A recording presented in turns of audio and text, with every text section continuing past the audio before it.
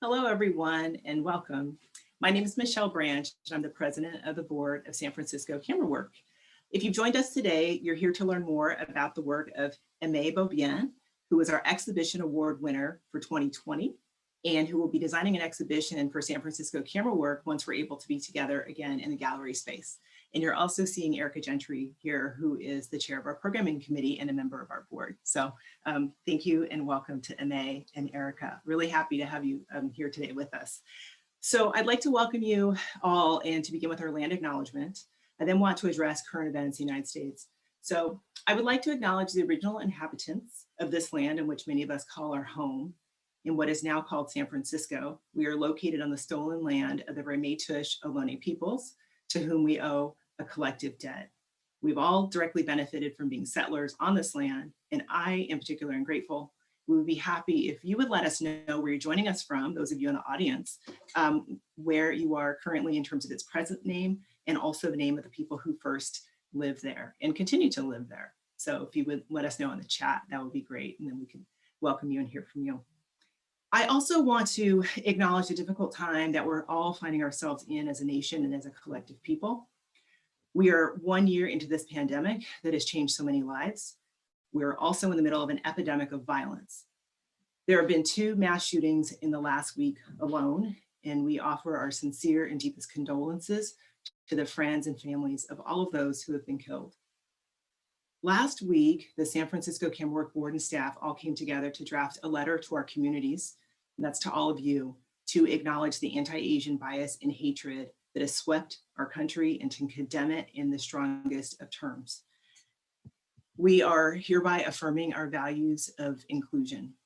And to that end, we have pledged to be helpful in uplifting the voices of those in the Asian American, and Pacific Islander communities. And we are sharing resources where you can show your support and your solidarity. And you can read that statement on our website and on our social media feeds. I also want to thank our API friends who have been so supportive to San Francisco Camerawork over the last year as we have been working to be more inclusive.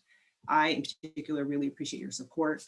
As you know, last year, we wrote a statement after the deaths of George Floyd, Breonna Taylor, Ahmaud Arbery, and so many others, and many of our Asian American artist friends were the first to reach out and support in solidarity. So I really want to acknowledge and thank you for your support there, and let you know that you're all welcome at Camerawork, as is everyone. So again, I just want to acknowledge that I appreciate everyone's support and solidarity in this effort. No matter what your background is, you're welcome here at Camerawork.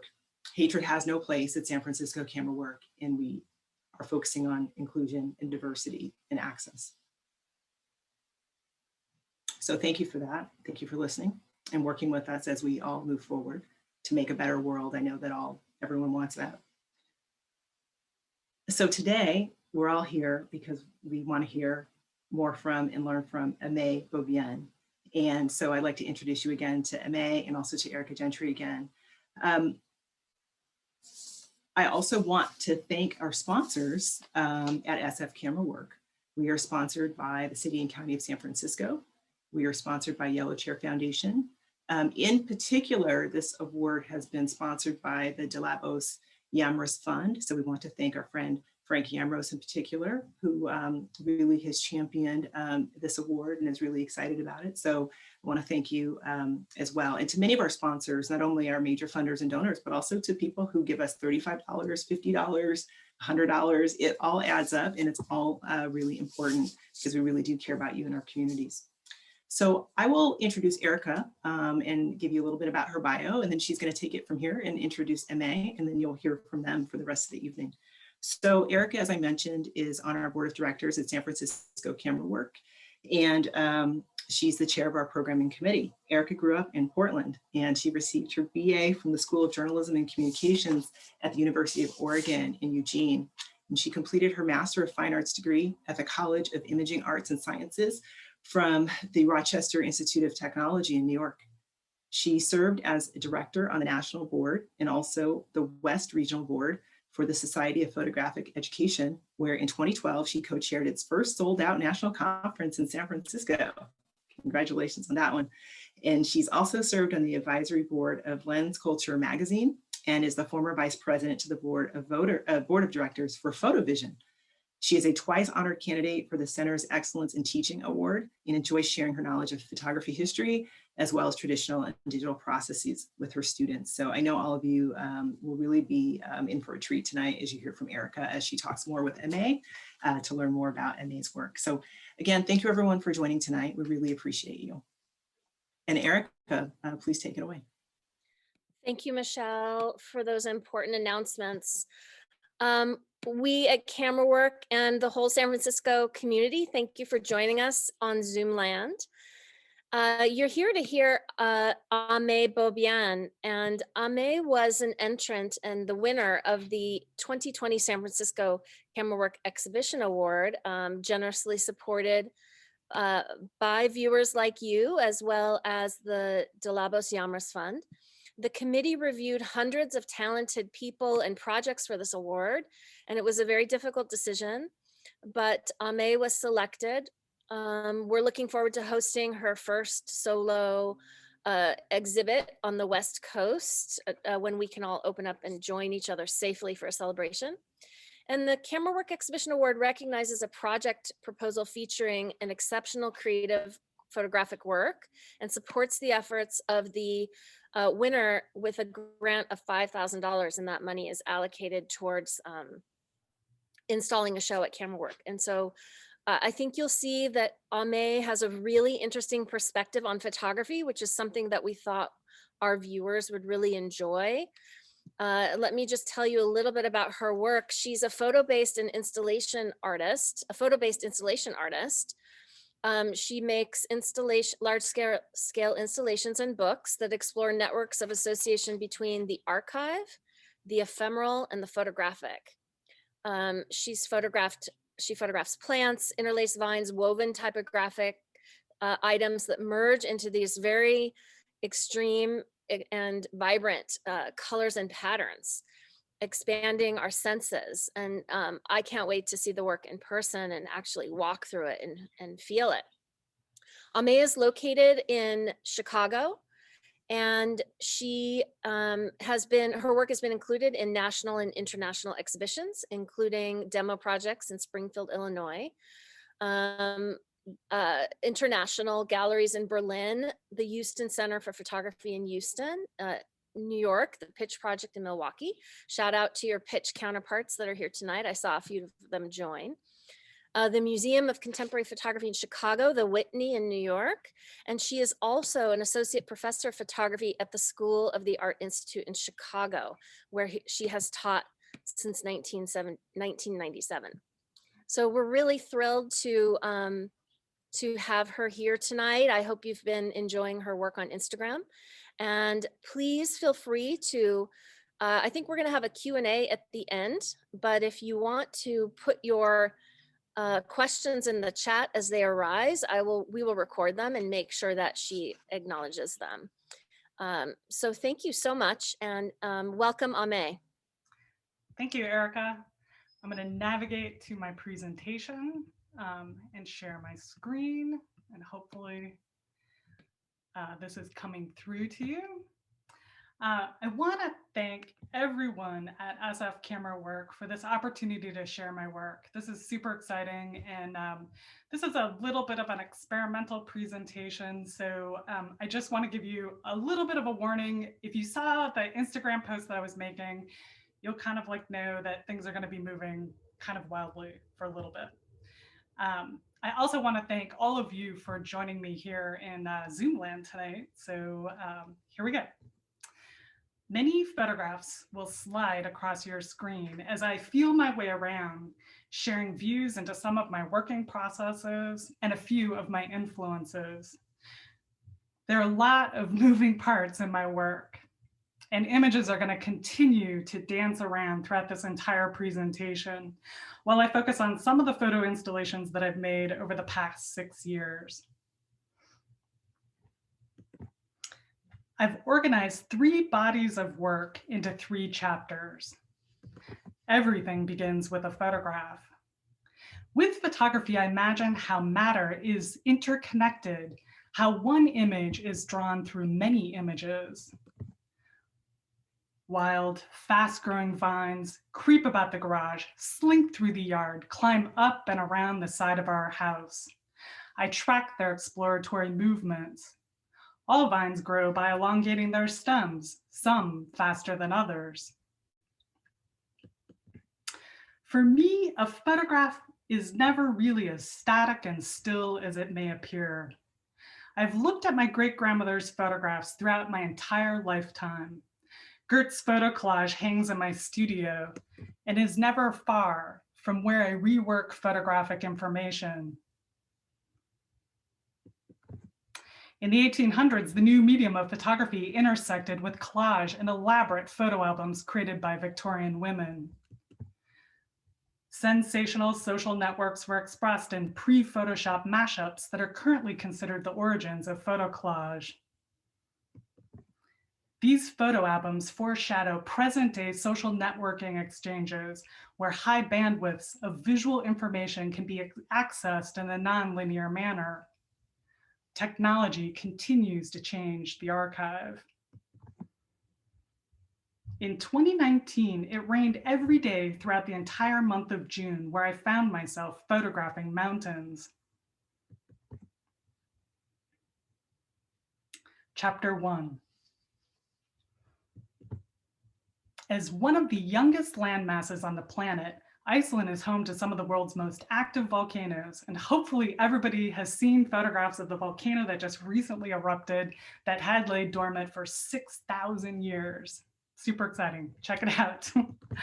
On this island, I stumbled into many depictions of volcanic activity and lingered to photograph illustrations predating the invention of photography. The expansive nature of landscape is something to be known, and the single view of one photograph is beyond my reach. My natural tendency is to investigate the vastness of a subject as it accumulates over time and through multiple viewings. With collections of fragments, I begin to build, manipulating my cut-up photographs into a series of moving parts, pushing their capacity to change and to transform. We navigate endless streams of photographic information with an ever greater connectivity to shared experience. Like many, I use photography to record my responses to present conditions. I didn't know what to look for when I landed in Iceland for a month-long artist residency. On the third day, I walked into the Reykjavik Museum of Photography, hoping to discover work new to me. While thumbing my way through a black and blue photo book on the local metal scene, an attendant invited me to read an article about the museum. Now it's impossible for me to know if I would have found that little reading room on my own. Violent eruptions of hotter and faster moving lava cools over the course of a century, from the bottom up and from the center outward, creating long fractures that form basalt columns. The government naming committee maintains an official register of given names that conform to Icelandic grammar and spelling conventions. Names outside of the registry require approval, or the person is considered officially nameless. In the museum reading room, I looked for a woman's perspective represented somewhere on the bookshelves of 3-ring binders. I considered consulting the official registry of over 1,800 female names after reading my way through an army of men lined up for days and years. More than 2/3 of the way through, I almost started over. Almost gave up. And then I found you. Water, moving, frozen, falling. Central to this work is a chance encounter with black and white contact sheets dating from the 1970s. Combining my photographs with those of a stranger, I build bridges between past and future. Here is where I thought we'd meet, Inger's place of employment as the photographer for the local hospital. Handkerchief dancing, shadows reaching ceiling. Tucked away in a green binder, packed with contact sheets, the rows of frames reveal partial views into the daily life of a woman in her early 20s. And the rows of frames, in an environment entirely new to me, my new memories of Inger's images seeped into my imagination. Regarding Inger's small archive is like reading a primer on photography's reach into our lives, personal and social and newsworthy on occasion. I re-photographed Inger's contact sheets in the available light of the museum reading room and made a cascading stream of images like countless waterfalls all across the island. Each day at the residency, I thought about countless conversations with artists embarking on something new, unknown, frightening, and exciting. And then I acted on advice exchanged over the years. I followed this magnetic pull to this small collection of unofficial historical records. I felt a kinship with this other photographer and made my own pictures in response to what I thought I could see in her 35mm frame.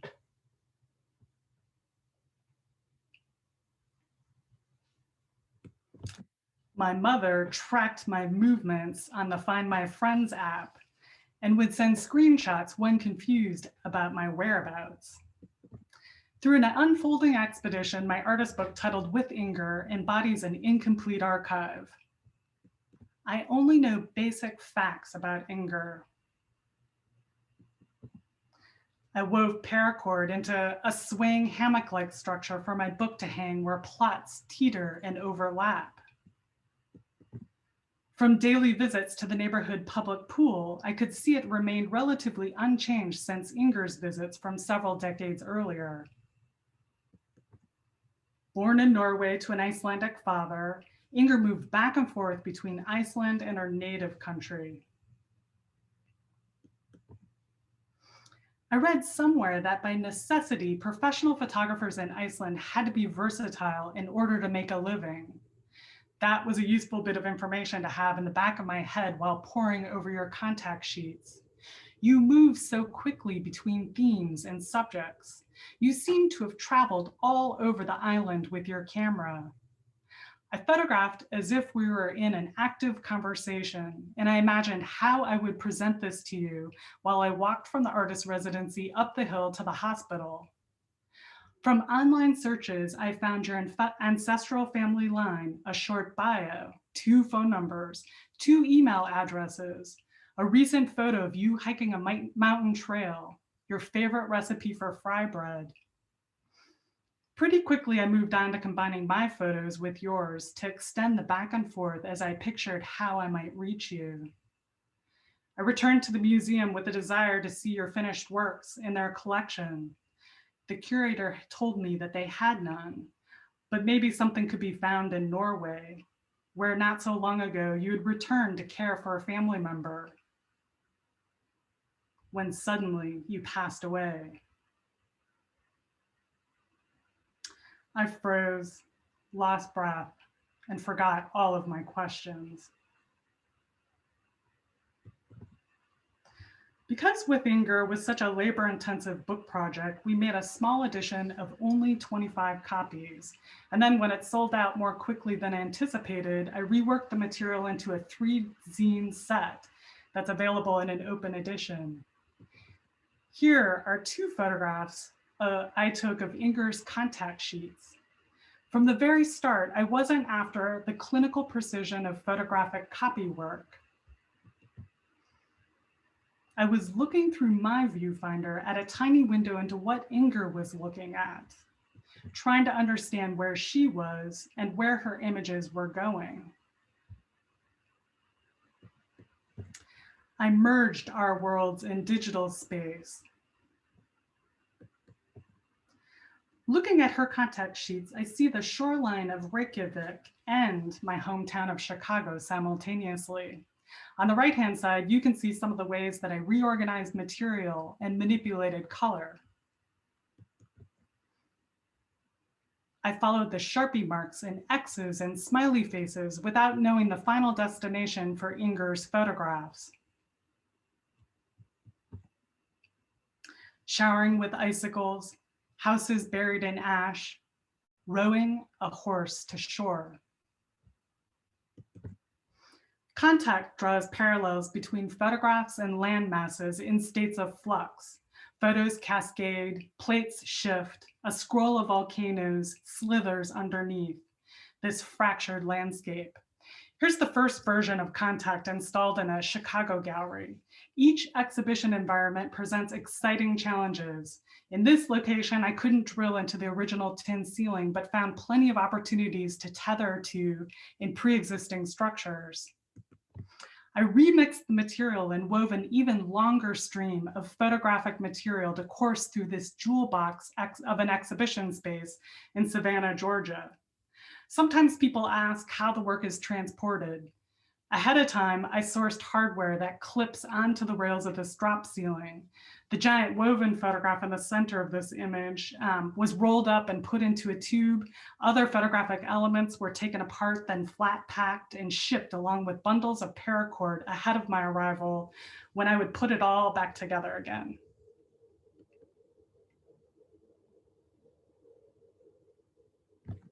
Chapter 2. From Roger to Lisa. I feel that things in the collection are of universal appeal to all artists and people with a sense of the spiritual and mystical nature that material things can evoke. Hope that helps. Call me anytime. In an interview from 1983, Roger Brown said, "My immediate surroundings, my immediate experience is always what's gone into my paintings from all the way back. Whether it was the paintings that dealt with the city or being out here in the dunes, these paintings are dealing with memory and experience." Roger once had 50 different varieties of roses on his Michigan property. I look with photography, and while I looked out of Roger's windows, I reassembled ribbons of cut photographs into flexible interlocking structures, mimicking the plant movements in front of me. One image becomes the starting point, and then I build picture relationships while drawing connections between different pictured conditions. While looking closely at the many things the Chicago painter surrounded himself with during his lifetime, I explored the impulse to collect and what it is that we collect. Collecting Within climbed 3 levels inside of an exhibition celebrating the 40th anniversary of the Museum of Contemporary Photography in Chicago. I incorporated parts of my personal collections, including the whiskey jugs scrambling up our front staircase. Stairs connect Roger's first floor home to the more domestic interiors upstairs, as is the same in my work life and home life. I travel up to my home and down to my home studio, and through these interim spaces, I watch my attention shift back and forth, embracing the unexpected ways that my home influences my work. I think about the many ways that we process and transform complicated networks of visual information. We consume millions of images at breakneck speeds. Social media platforms funnel constantly shifting collections of pictures streaming through our feeds. This flowing, mutable mass of impressions, instantly seen and interpreted and compressed into memories, has great impact on our ever-changing sense of what photographs communicate. I experience Roger Brown's collection as a collage. His home museum is a riveting assemblage that comes alive as my body passes through it. I study the carefully arranged images of domestic life constructed by William Henry Fox Talbot. While sifting through photographs of collections, articles of China became a jumping off point. I think about what is outside of the picture frame and picture how Talbot built his fragile displays outdoor, collecting enough sunlight for a very long exposure. I cut silhouettes of vessel forms into my photographs of Roger's things. Photos, like vessels, hold meaning, and vessels, like photos, are containers for recollections. 9 feet high by 11 feet long by 3 feet deep, every cutout photograph is connected with brightly colored paracord. These photographic containers were held in states of suspension in the museum on the left and bursting out of a china cabinet in my studio on the right. I gather influence from different work environments, like the time I was an artist in residence at an ad agency and used a former office conference room as my temporary studio. I photographed many different types of collections, from historically significant objects presented in institutions to the idiosyncratic ways individuals arrange personal collections in their homes. While photographing Brown's lifelong accumulation of objects, I reflected on the potential connections between an artist's life, their work, and the things they collect. Many photographic gestures can be traced back to this early pioneer. Jeffrey Batchen wrote of honeysuckle. Talbot crowds his camera into the bush of flowering honeysuckle, resulting in a remarkably three-dimensional picture. Looking at this image, we feel as though we too are peering into these branches, our field of vision totally filled by its light-dappled petals and stems. The photograph is at once realist and abstract, and thus points to the paradoxical aspect of photographic vision that future practitioners would learn to exploit. My great-grandmother photographed what grew around her throughout the seasons and over her lifetime. The many ways that Gert used her camera to discover this Jack in the pulpit and to hold on to ephemeral matter, like this short-lived blooming peonies, looms large in my imagination, and continues to encourage my experimentation, having profoundly affected the ways that I move through the world with my camera. I hung Gert's photos along with a series of my photos traveling up the stairwell, squarely reproduced like her drugstore machine prints and the early day squareness of Instagram.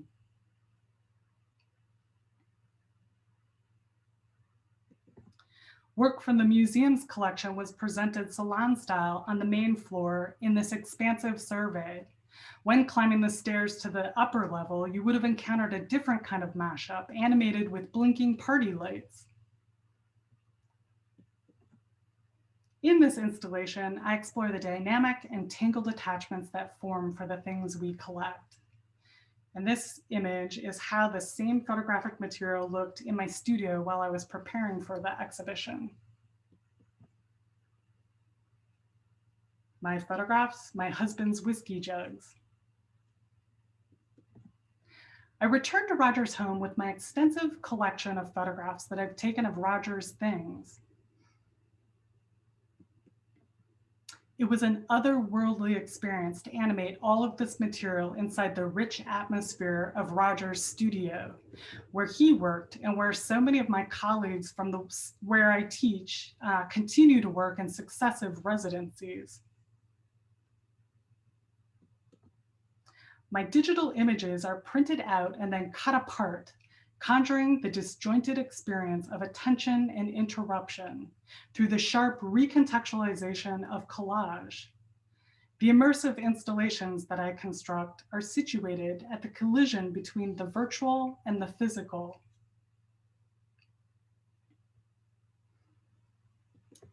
Entirely marked by my labor and my handcraft, these layered relationships between physical object, pictured object, and material image are like a hall of mirrors reflecting back conditions of distraction, compulsion, obsession, and hyperstimulation.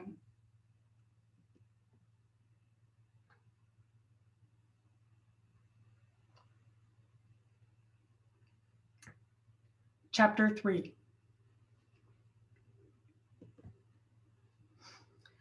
Stepping into the idea of a personal collection comprised of 50 different types of roses shifted my attention to the imaginative expanse between the home, museum, and garden, where lines blur between institutional and domestic, labor and leisure, propagation and contemplation, public and private. My studio is on the first floor of my home and steps away from our garden, where I yank out a stranglehold of thickly entwining morning glories. About 6 years ago, I pushed my photographic collage gestures into three-dimensional sculptures and site-specific installations. Now it seems obvious that my layered collages would jump off the wall and into sculptural forms towering over me. It all began with the impulse to cut apart photographs that I'd taken of baskets in order to weave my photos back into the shape of baskets again. Sculpture and collage are tethered together in their material making for me. Photography optically frames and records traces. Objects become image, then woven back into an object again. Historically, collage and assemblage have embraced a broad range of source materials, intermixing high and low culture. When baskets of great strength are required, special kinds of vines are used. Vines also serve almost every purpose for which we would need a rope or chain. This was my first attempt at weaving together my photographs of plant life into plant-like forms. I grew this photographic vine around a footstool, side table, ceramic bowl, along the way up, climbing the gallery wall.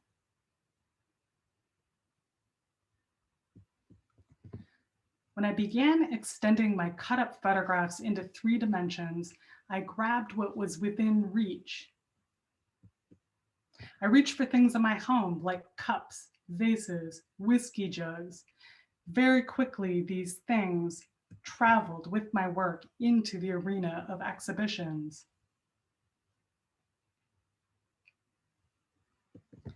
My work is driven by the transformative potentials between subject, image, material, and condition. I continue to push components around to add elements, stretch and reshape, testing and reimagining how photographic information performs in each new iteration, while specifically reacting to each new location. And I've found parallels to respond to in different exhibition environments. My hand-carved porcelain vase on a small shelf for display, opposing a precarious stack of hot pink, orange, red furniture, a jumble of puckering sweetness punctured with the tartness of dried lemons scattered throughout. This former home turned artist-run project space, known as Demo Project, was slated for demolition from their very first show. I reconfigured my first installation to build a ravenous vine at the center of this home, gobbling up this raucous heap of domestic furniture.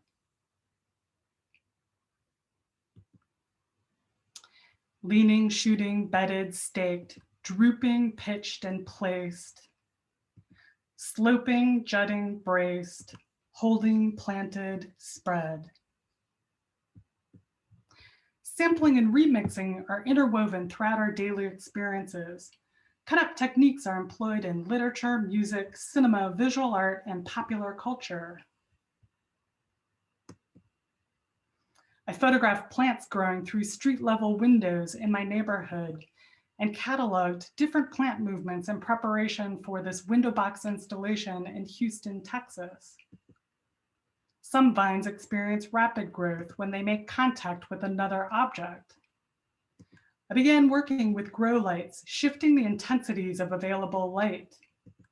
Color casts mutating while moving from day to night, with that magenta glow amplifying as the sun fades.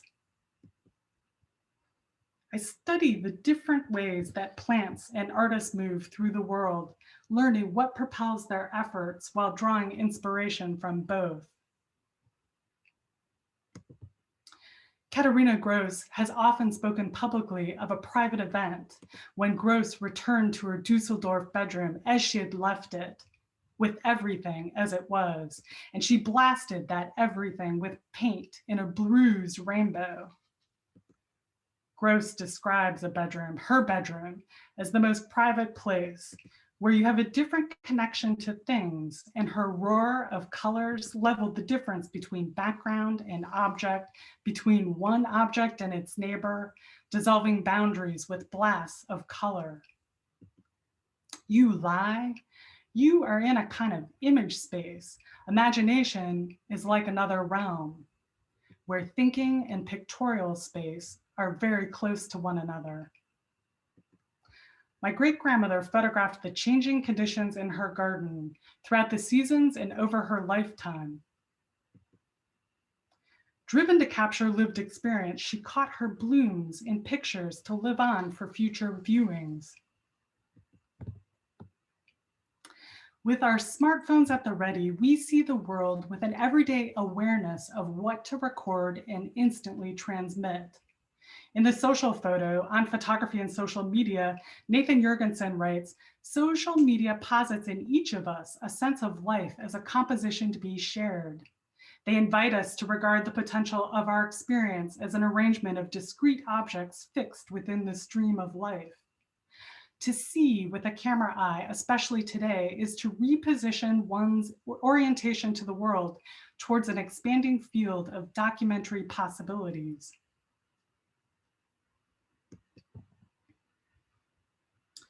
Here's a quick pan through parts of my home studio where I'm sitting right now, where I continue to test the flexibility of photographic materials. When preparing for exhibitions, I tape out areas in my studio to simulate key aspects of future installation spaces. And then I start piecing things together while keeping in mind how everything could be taken apart, transported, and put back together again in a new location. This is a narrow view of woven photographs hanging down from my ceiling. I like to end the workday by making one last move that feels like a radical shift, and then return the next day with fresh eyes to reevaluate. I take photographs, I make prints, and from my prints, I continue to make things, reconfiguring the subject matter while reworking images.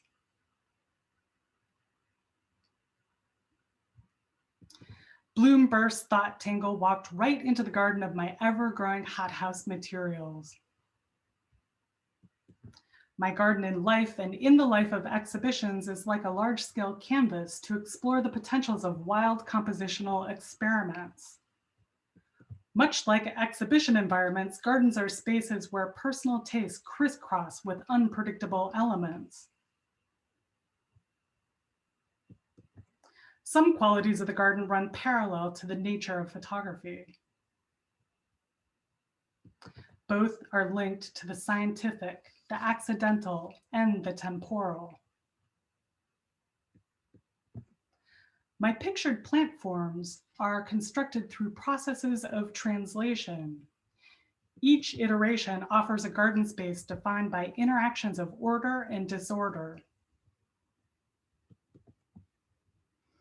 Last summer, the ferns took over while I was completely distracted. I cut and pressed many ferns between pages to dry before considering their future placement.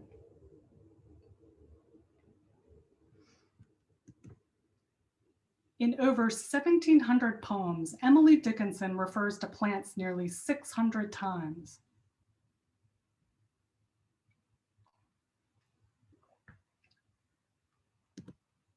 And I read somewhere that her herbarium collection contains more than 400 plant specimens.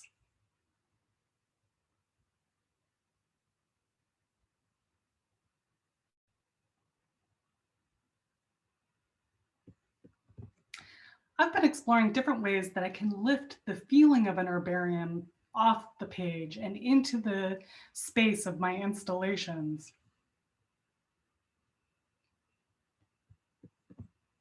Archaeologists restored Dickinson's garden to better understand her personal physical world and source of imagination.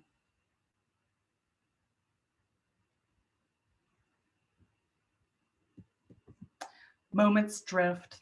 I crowd in with my camera to draw connections through different conditions in a manner that I imagine information travels through systems and bodies. With new technologies, Anna Atkins reached into the unknown to arrange her flowers of the sea into imaginative compositions that were recorded on light-sensitive pages connecting science with art. In the 1840s, Atkins specimens became the first photo book printed and illustrated with unique cyanotype photograms of British algae that she laboriously self-published in installments. I've photographed the ever-changing conditions in my studio as plants dry and projects grow. Gardens are conveyors of time, from the evolutionary to the ephemeral. Charles Darwin created 5 categories for vines based on their climbing methods: leaf climbers, tendril bearers, root climbers, twining plants, and hook climbers. Darwin was entangled in the daily rhythms of life. His home and garden were experimental spaces where he entered into what has been called a sensory partnership with his subjects. He moved and was moved by subjects in nature. I am mesmerized by vines and their steadfast embrace of everything they encounter. I've modeled forms of creating after various ways that vines touch their surroundings.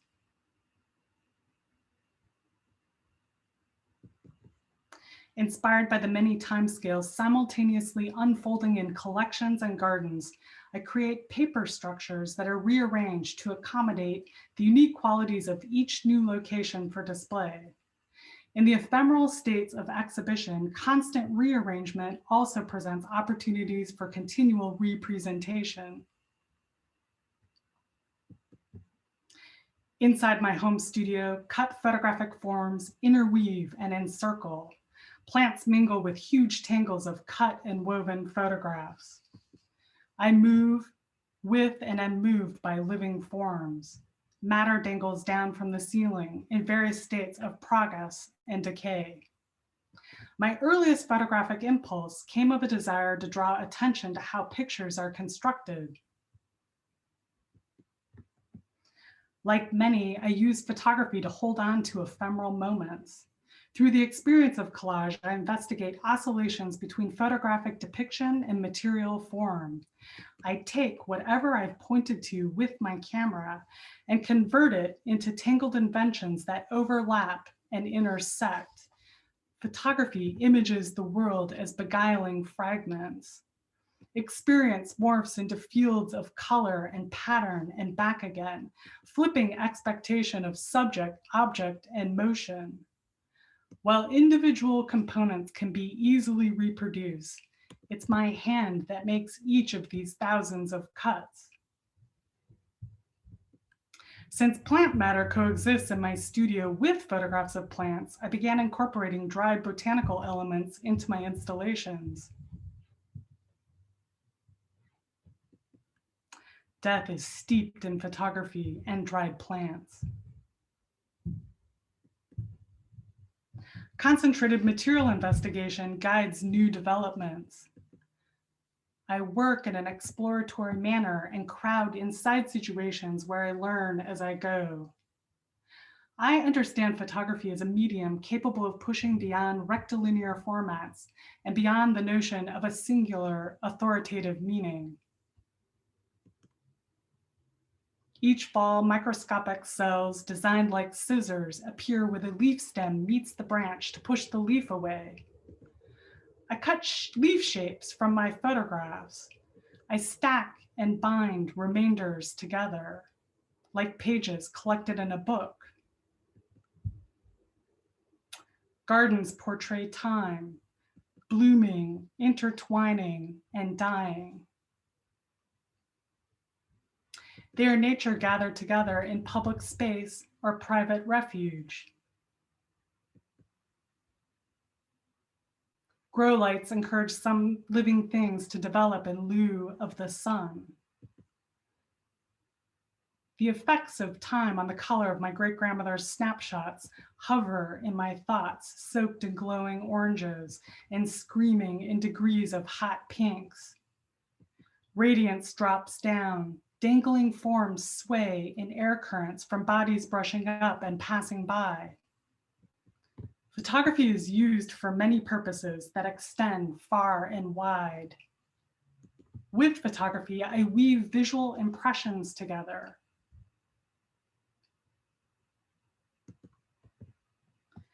Making is a form of thinking and processing information. I cut and reassemble while reflecting on the complexities of the photographic encounter. Each installation offers a new occasion to explore the shifting interactivity between visual and physical sensations. When I was a young art student, one of my photography professors would turn my collages over with a keener interest in seeing how my cut-up photographs were constructed on the reverse side. I remain mindful of how the effort behind an image is revealed or concealed. I have a greater appreciation for the incidental gestures that support the overall structure and appearance. I draw connections between different pictured conditions with pictures inside of pictures and shapes that I've reshaped. I recognize patterns in the things that I photograph. Everything is interconnected, and the overall effect fights for attention to focus on one singular photographic moment. For over 30 years, I've continued to experiment with altering the sensation of reading a photo. Constructing artist books has become an integral part of my studio process. In books, I synthesize experience and research that stretches and evolves into my photo-based installations. Here are just a few spreads from my artist book titled Cuttings. This book is comprised of the elements that move across my studio work table. And it's the first of 3 collaborative projects that I've worked on with Jennifer Keats, independent publisher and owner of The Donut Shop. I cut hundreds of leaves by hand. The composition shifts with your hand and builds through the page turning. In the studio, I listen to a variety of different things during long periods of repetitive tasks. While cutting up photographs and listening to the audiobook, How to Do Nothing, Resisting the Attention Economy by Jenny Odell, Chapter 4, Exercises in Attention, jumped out to me when Odell began describing collage. I paused and backed up several times to listen again and again, and I'll just paraphrase here. Collage is an unstable and highly personal process of perception. Without a familiar framework, the eye roams across the scene, dwelling in small details while trying to add it all up. In this process of looking, we can notice our own construction of every scene that we perceive.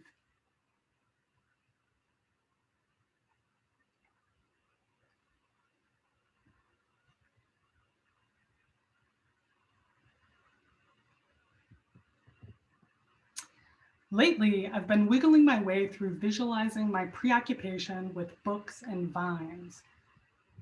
These are just a few images for a new artist book project and my first adventure into screen printing. I'm making this new artist book in collaboration with Angie Leonard of Spudnik Press Cooperative, a community-based printmaking studio here in Chicago. So there's more to come. It's like we're in the very early phases of this. This is my studio on the day before packing a large-scale installation. Moving through my constructed environments is exciting, and I keep discovering new material to work with, like the 30 feet of continuous vine that I pulled down from our garage last summer with the help of my husband. Books are always present in my studio, and I've been incorporating them into recent installations. This image provides some idea of how the same material from the previous view of my studio transformed inside of the exhibition space with glow lights, the glow of the grow lights. I print my photographs onto a variety of different media types, from outdoor banner material, organza fabric, and double-sided inkjet paper. My collection of vintage garden books from the 1930s are tied up and suspended in slings of woven paracord at various heights throughout the installation. I also incorporate dried botanical specimens collected from my tiny Chicago garden. I've been making leaf drawings using a plant-based filament to draw around dried leaves with a 3D pen, while considering the relationship between the life of a leaf and the printed page. Gardens are a solace of leisure, labor, attention. Gardens reveal our fascination with nature and our desire to order it. While trying to photograph my work, I've found that the documentation often swallows itself whole and in the process generates new images to work from. I have a timeline of photographic processes over my great-grandmother's lifetime. I continue to experiment with different ways to translate my work and bang up against the dizzying challenges of trying to encompass all of the unruly edges. As Marvin Hefferman so aptly proclaims in the title of his book, "Photography changes everything." I continue to ask myself every day, what is a photograph?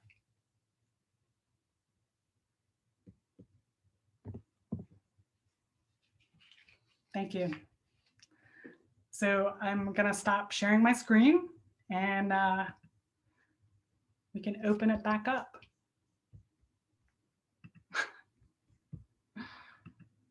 Thank you, Amy. That was incredible. Thank you.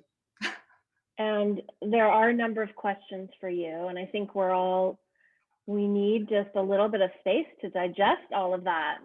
I know. I actually edited a lot of material out. No, it's all good.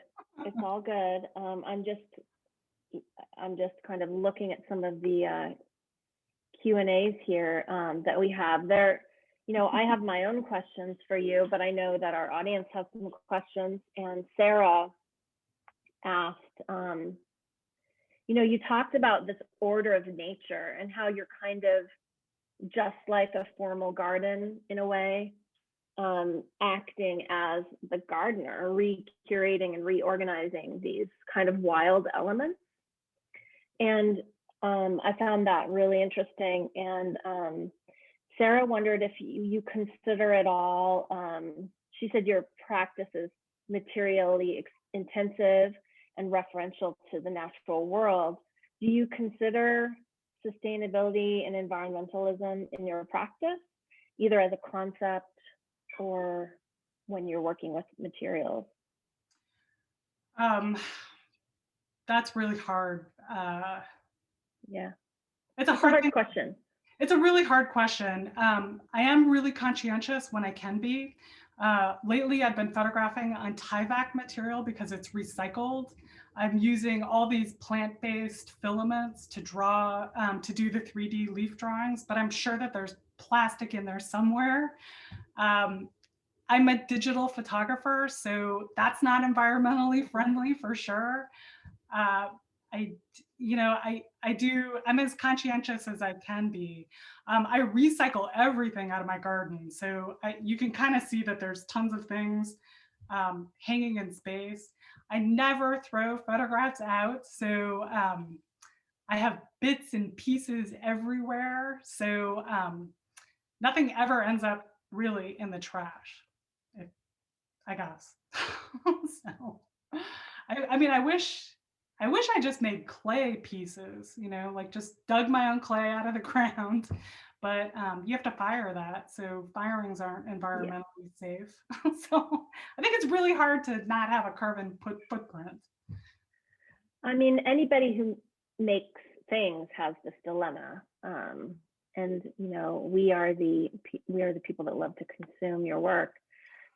I have a question for you. It seems like the 3D nature of your work goes back into your life as a student. But when did you start working in this immersive 3D platform? And did you do it because you found the 2D print kind of unfulfilling for what you were, or no longer able to execute what was in your imagination in the physical world? Like, tell us about your journey to this. Oh, thanks for asking. Space. You know what? I started cutting up photographs right away when I first started studying photography. I never was satisfied with how sure a photographic rectangle was. Like I was always suspicious of its sureness. And I thought if I cut into the surface, if I disturbed it, then everybody else would question its sureness. And then I think like I've made collages for multiple decades, and every time I would document it, it would get so flattened out and nobody could really see all the layers that I was building. And so I kept trying to figure out different ways that I could emphasize the weaving and the layering that was happening. And so I started kind of like just hanging things out in space off the wall, and they were still just two-dimensional. And then I'd photograph it and it looked flat. It looked like a digital collage. And then I had some friends in the studio, and a friend said, "You need to get this off the wall." And I thought, yeah, she's right. Like, how do I even do that? Like, I never took a sculpture class. And so seriously, I just started grabbing all sorts of different things that were in my studio that I used to help prop things up to try and figure out how I could build these kind of like dimensional things. And it really was very much like what I cited in this lecture, where I'd taken all these photographs of baskets, woven baskets that I thought were gorgeous. Like first I thought the baskets were amazing, and then I loved the photographs that I made. And then I just thought, okay, what if I just start at the very basic, like here's a basket, cut it up and turn it back into a basket. And then that just answering that question opened up so many other possibilities. And I feel like there's so much more that that I can do. Like I feel like I'm still just a baby doing all of this, figuring it out as I go. I mean, you know, photography does not have its roots in the photograph or the sculptural medium. You mentioned some of the at-home Victorian female domestic, probably people that were making collage as enjoyment. Mm-hmm. And then, of course, the artists that really get the credit for collage are the early 20th century European male artists. Or Hannah Hawk. You know, the Dada and Surrealists, yeah, or Hannah Hawk, right. The only person in the Dada Surrealist Berlin circle, right, that was a woman. Do you look then to sculpture now as inspiration, or you still, or you mentioned literature a lot as being a source of inspiration to you? Because I don't want to say you're disconnected from photography, because that's not true. You have a very close association with its history and you reference that a lot, but how do you kind of find your way, or how do you position? It seems like you spent a lot of time articulating for us how you position your work in this kind of historical timeline. Was that difficult for you? Was that something you had to work on? You know, I attended the school that I teach at presently, and it's a truly interdisciplinary program. So nobody really declares a major, or you might self-declare a major. So I always was in the photo department, but I was exposing myself to everything that the school had to offer. And so I'm someone who I love going to artist lectures. I'm constantly looking at other people's artwork. And I think I'm always like, I can even remember when I was really young, being blown away by the Impressionists, like the Impressionist painters that had taken up the camera when the camera first came out and made just some of the most spectacular photographs. And so that made me start thinking about how people who weren't burdened with the history of photography, like they may actually treat a photograph in a different way. So, or the making of a photograph in a different way. So I've always sought the opportunities to look at artists that are using photography in kind of unconventional ways, like Isa Genskin's sculptural works that also have photograph embedded into them, like just things like that. So I don't know, like I have a voracious appetite when it comes to artwork, and just a deep curiosity about why people make the things that they make. And chapter 3, first of all, were your chapters 1, 2, and 3, were they was it a timeline of earlier to later work, or were they just thematic groupings? It was just thematic grouping. So okay. I've only been doing installations for about 6 years now. And so I've only done it on 3 different, like, it's kind of like these 3 ongoing subjects that I've made installations about so far. And so I just decided like it would make more sense if I divided them into chapters. And I thought, I liked the idea of starting with this mysterious woman, Inger, who I didn't know, but when I found her work, I totally thought that I was going to meet her. And I was just devastated when I found out she'd passed away. I mean, I seriously, I couldn't. I'm so sorry. I know, I had this like whole fantasy of like, how are we going to meet and, and how we were going to work on a project together. And then I just decided to like collaborate on my own. Yeah, I was really struck by that spirit of collaboration, even though you're working with archives where either, these photographers are anonymous or, they're deceased. And there's a few questions here regarding the archive. And I'm curious too, because especially this garden section seems really relevant right now that we've been sheltering in place. And can you talk about the kinds of archives that you're currently working with in your own home versus when you're at a residency and in a new space? Yeah, I'm always thinking about my great grandmother's photographs. I have like some boxes of her photographs in the background because I'm working on this new book project. I thought, oh, I might as well go back to the source and look at her photographs again. So that's like the primary archive. And I just realized, like all 3 of these chapters, it deals with the archive of someone who is deceased. But in my imagination, I'm totally bringing them back to life. Like I really feel like I'm, like having this new experience with their work and collaborating in a pretty active way with at least the memories or my fantasies of who they are. So as far as like any other collection right now, I'm really relying on my books. So I think that's another reason why this new artist book is so specifically focused on my library, because I'm so glad I have a library and have had this library for this past year. It's really saved my life or my sanity. So I've been thinking more about how me following the vine movements, like this vine that was wrapping around our house that we're starting to take apart, and how these books are kind of like metaphors and this thing that I'm ping-ponging back and forth as I'm working all the time. So I don't know. I mean, I'm supposed to do a residency, and I'm really excited about tapping into the opportunities that residency is going to open up. Like, I love being forced into these environments where I'm just open and don't really know what I'm going to encounter, and then just get overwhelmed and dive in deep and figure out what's going to happen. I don't know. I think it's like super scary, but also really exciting.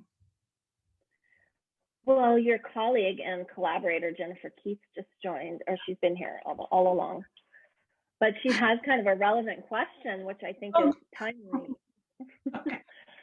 And that is, you do have a tremendous amount of energy. It's apparent in how active your work is, and your studio practice is is constantly evolving, and you find excitement in working on site in residencies. And I'm sure kind of the deadline is exciting, invigorating too, of a residency. So, Jennifer brings up the point that your practice and the way that you move through your process is equally important to not only the installations that you do, but the publications that you're making. Like, where do you find your motivation? What do you do when you feel a little stuck?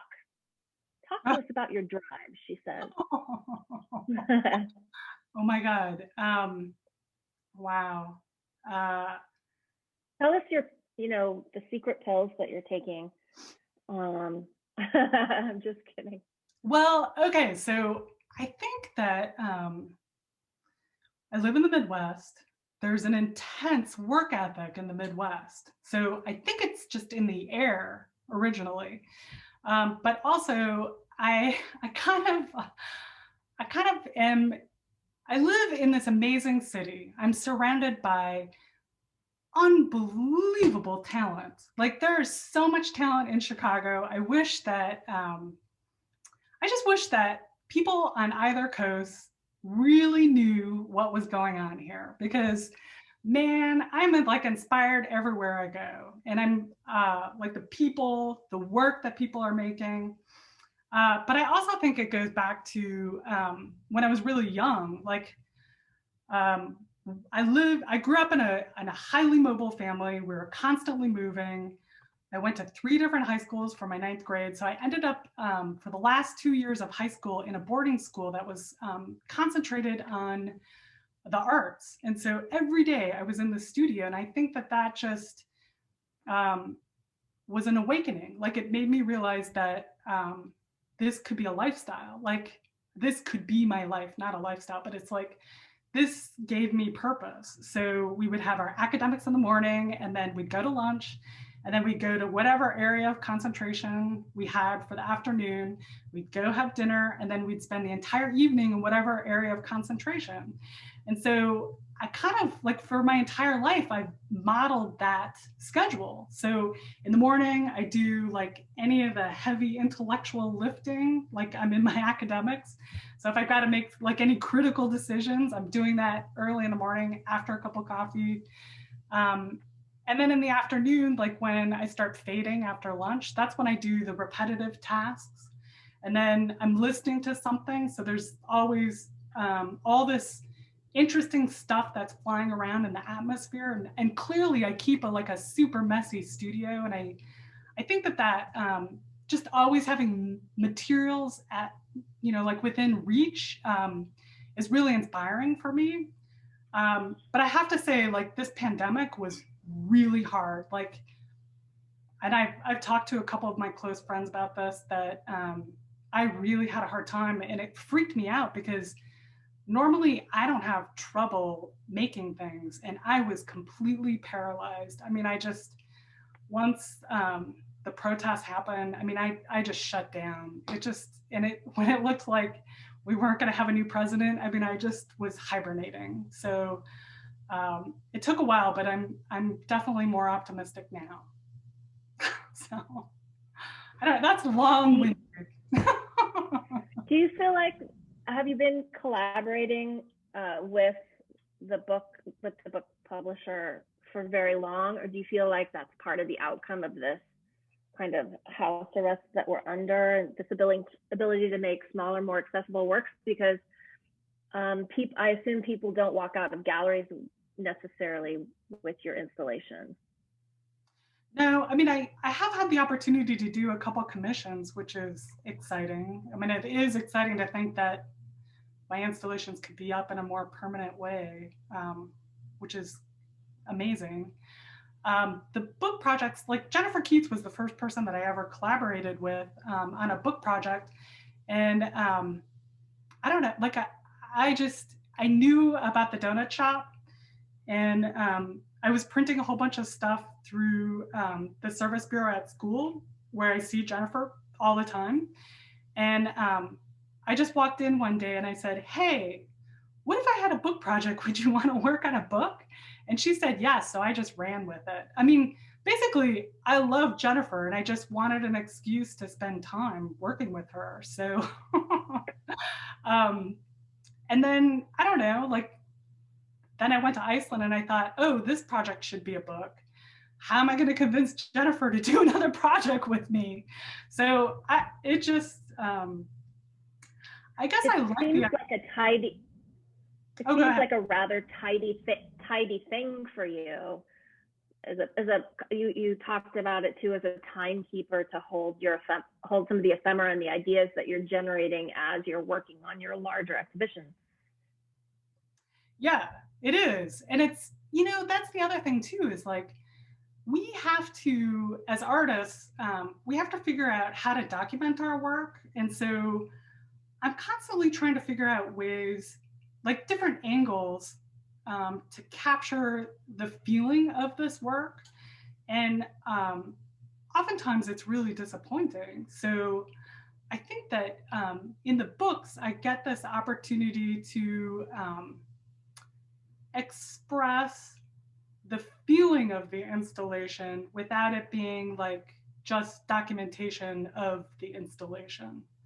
So it feels more experimental. And I mean, I guess that's just my approach. Like I just try to make it, whatever the format is, something that's interesting and unusual for me to experience. Like, what is going to get me excited? Like, what haven't I tried yet? So, and I, you know, like sometimes I go to bed at night and I'm like, man, I have no idea what I'm going to do tomorrow. And then that all changes, like once I walk into the studio. So from Roger to Lisa, we didn't hear much of Lisa's voice, probably because you didn't have time. But I was curious, and you answered the question later that it is a residency and a well-preserved studio of a fairly well-known Chicago-based artist. Is that right? Yeah. So that actually came out of a residency that it was like a self-designed residency. So Roger Brown, there's a study collection that's here in Chicago that's open to the public. And it's an amazing resource that he gifted to the School of the Art Institute.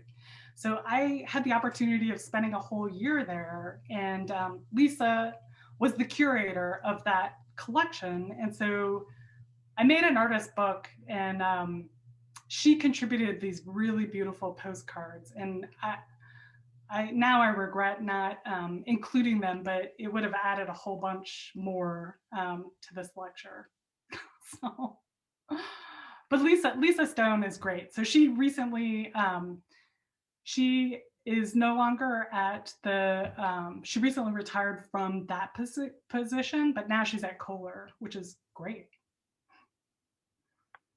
One of interesting, somebody on here, you know, as we were looking at all of your various installations, said that it reminded her of a quote by the poet Rimbaud, who said, the reason, quote, the reason derangement of the senses, Rimbaud, French spelling. And this is from Claire, and she said, I think he would have really tripped out on your presentation. How do you think about the effect of your work and how the viewer's experience is? Do you set up cameras so you can see people experience your work, or do you hang out in the gallery? Or I know that this is a long time process for you and that you've experienced this in person probably, but I think it's an interesting question that she brings up, and how do you hope people walk through the work and experience it? I mean, that's definitely something that I'm always thinking about. Like, I'm trying to create these different spaces that people can navigate. And I don't hang out just to watch people, but I love seeing people in the spaces. And it's always interesting to see who's willing to get in deeper and closer. Sometimes if I'm there, people will ask permission, but I just assume, yeah, like I assume people are going to bump into stuff. I assume people are going to touch. I don't really have a problem with that. Everything's, I mean, I touch everything, so I don't really have a problem watching other people touch it. I love seeing people photograph it. I love seeing the ways that they try to capture it.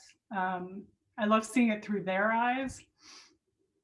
I think the other thing too, like I had this opportunity to work in this exhibition space 062 Gallery in Chicago for a whole month. And over the whole course of the month, I got to work really slow building this installation. And so it was super fun for me to kind of like think about how I could create like multiple different experiences throughout this longer exhibition space.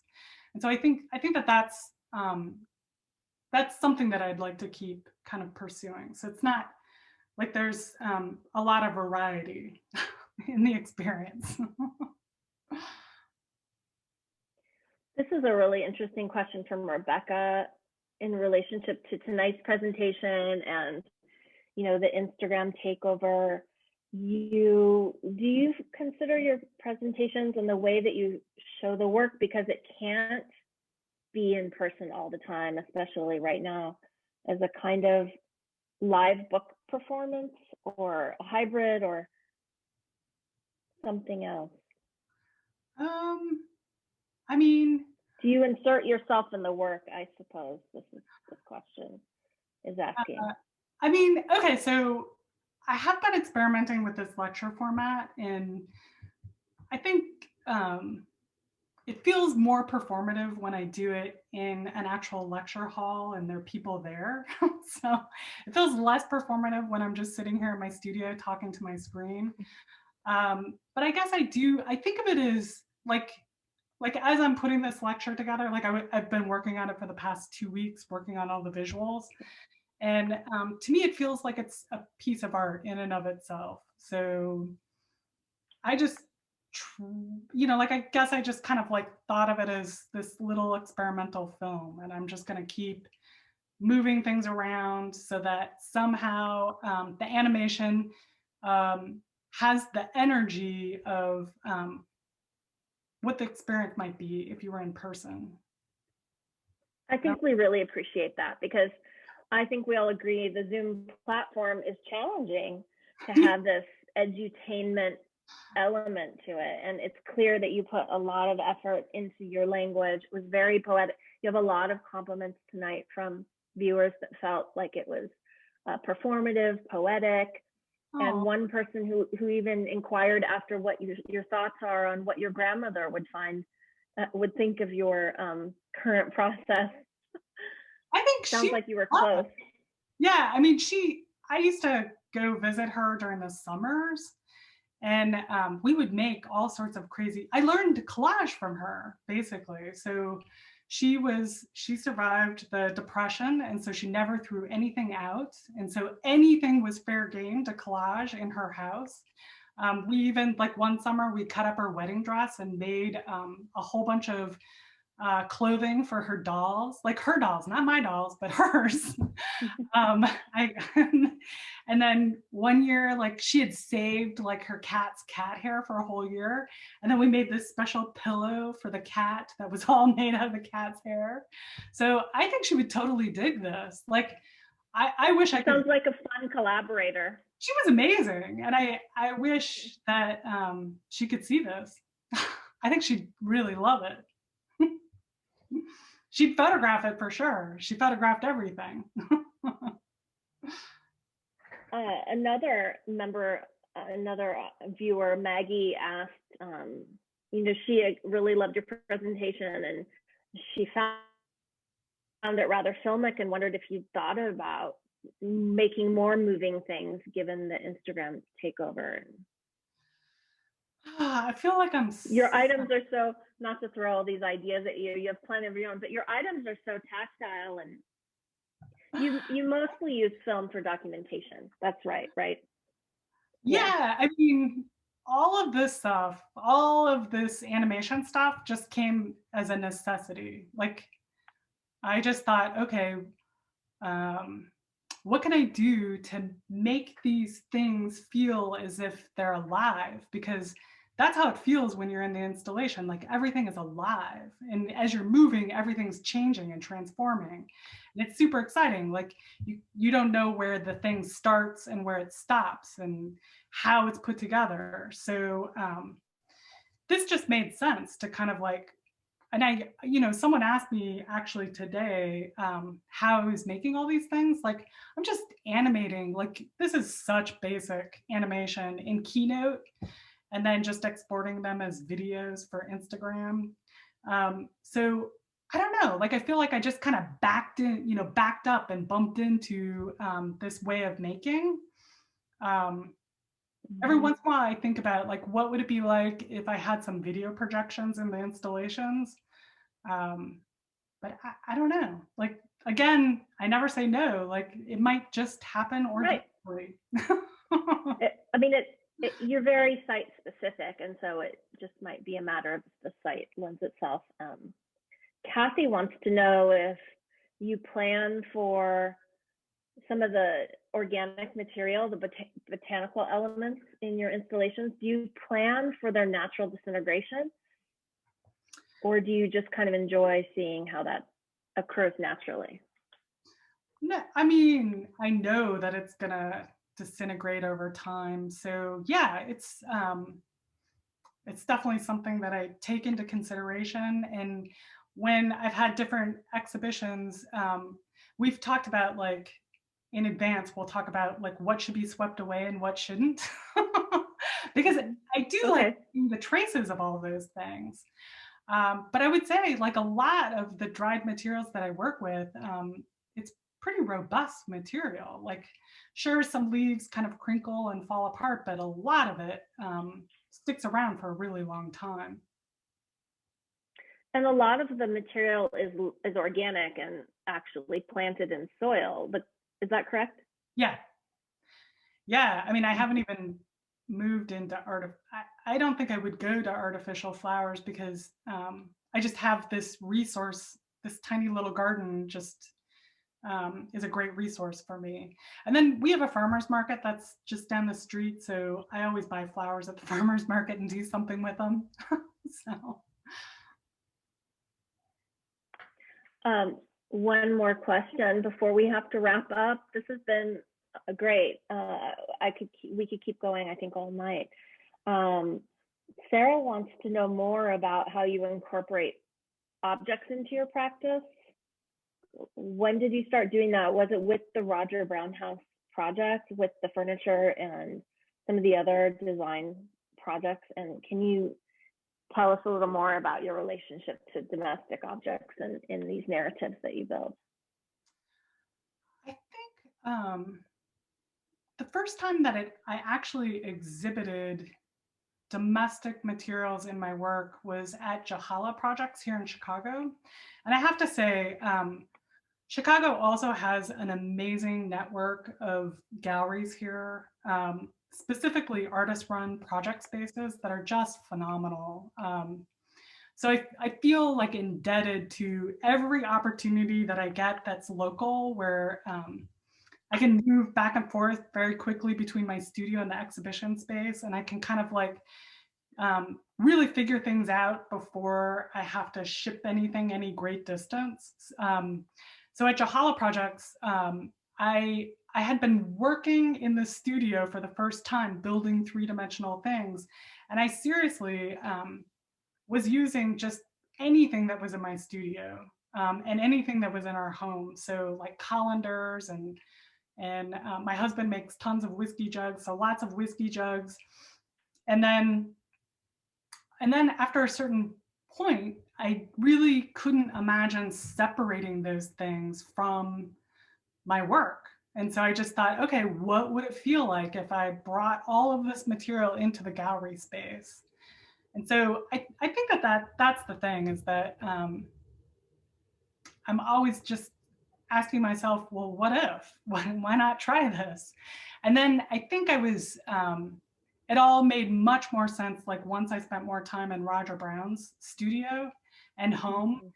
And then that really cemented for me like how important personal collections are in an artist's life. And there's this one series of paintings that he did where he built shelves off the painting, and then he had his objects, his things from his personal collections, like on the shelves in front of the paintings. And that just like was really, that felt as if that gave me permission to explore this even more, like to really look at how different this work feels when it's in a home studio versus a white cube gallery. And what can I do to the white cube gallery to really change that experience? Well, that's what really drew us work. And especially, you know, not only the mixture of elements, but you bring in so many interesting thematic, personal pieces to it. Not only your collaboration with these archives, but also your personal history. They feel like a contemporary photo album, and at the same time a commentary. And I think that's what makes them really exciting, and that they're always different and always evolving and always changing. And so thank you for exposing us to your work. We can't wait to see each other and see you in person and host you in the Bay Area at some point in the near future. And it's 7:30, so we're going to wrap up. Any last words, Aimée, before I hand it over to? No, I thank you so much for this opportunity. It's so exciting. Thank you for being patient during this very bizarre time, and bearing with us as we navigate. So thank you, everybody. Christina has some important announcements. Hey, everyone. Thank you so much, Erica. And thank you so very much, Aimée. That was incredibly inspiring and dazzling, and I enjoyed every single moment of it. And thank you, everyone who's here tonight with us, sharing this space. It means so much to all of us that you're here, listening to this conversation, engaging with the chat and asking questions. So thank you all. And I am so very excited that this work will be coming to San Francisco. Before we close, I'm just going to share some updates about upcoming events that you guys can all tune into in the coming weeks and days. So next Tuesday is our next event. It's the same time, 6 to 7:30 Pacific time, and it's going to be with artist Hiroyo Kaneko and Anne Jastrab, who is one of our board members and also the executive director over at the Center for Photographic Arts in Carmel. And they're going to be speaking about her new monograph, Appearance. And there's going to be a special appearance, I think, by some of the subjects from that work who are going to be singing. So that should be fun. And then we also have critiques that are available for people to register to present work on our website for April, May, and June. So if you are a photographer interested in one of our members' critiques and want some feedback on your portfolios, those are a really good opportunity. So please check those out. And lastly, SF Camerawork is a member-based nonprofit whose mission is to provoke discovery, experimentation, and exchange in the photographic arts. And so I hope that you'll consider becoming a member if you aren't a member already. And thank you all so much for tuning in. Thank you again, Erica. Thank you again, Aimée. This was an absolute pleasure. And good night, everyone. Thank you, Aimée. Good night. Good night. Thank you. Bye. Good night, everyone.